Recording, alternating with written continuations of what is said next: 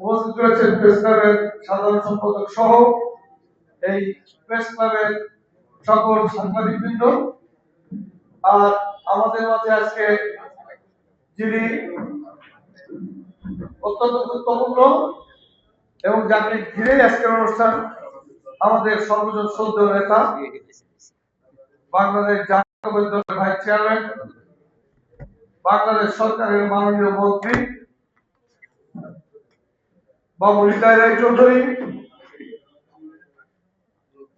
আমরা মনে করি প্রেস ক্লাব গুরুত্বপূর্ণ ভূমিকা রাখতে পারে সমাজে এবং তাড়াতাড়ি রেখে চলে। এখানে যারা সাংবাদিকরা আছেন তাদের প্রতি আমাদের একটু উদাত্ত আহ্বান থাকবে যে আপনারা জানেন আমরা সদ্য রাজনৈতিক ক্ষমতা লাভ করেছি, জনগণের ম্যান্ডেট দিয়ে কেবলই আমরা যাত্রা শুরু করলাম। আপনারা আমাদের পাশে যদি এখনই সহযোগিতার হাত না বাড়ান তাহলে আমরা সামনে কিভাবে পথ চলব।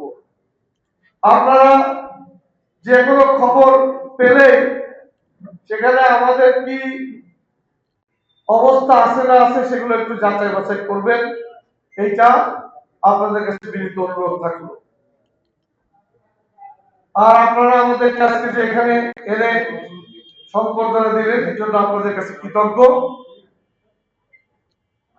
সাংবাদিকরা তো সবসময় জাতির বিবেক। আপনারা যদি না লেখেন, আপনারা যদি সঠিকভাবে সমাজের এবং রাষ্ট্রের চিত্র তুলে না ধরেন তাহলে আমরা সবসময় কিন্তু অন্ধকার থেকে যাব। কিন্তু তাই বলে লিখতে পারেন বলেই আপনারা এমন ভাবে অন্তত লিখেন না যে যাতে অযথা একটা বিড়ম্বনার পরিস্থিতির মধ্যে পড়তে হয়। আপনাদের সহযোগিতা চাই। আগামী দিনে নতুন বাংলাদেশ বিনির্মাণে যেমন আমাদের নেতা তারেক রহমান দৃঢ় প্রতিজ্ঞ রয়েছেন, আমরা নতুন মাগুরা করার জন্য আমরা আমাদের এই শ্রদ্ধেয় নেতা আমাদের মাননীয় মন্ত্রীকে সাথে নিয়ে নতুন মাগুরা সমৃদ্ধশালী মাগুরা করতে চাই।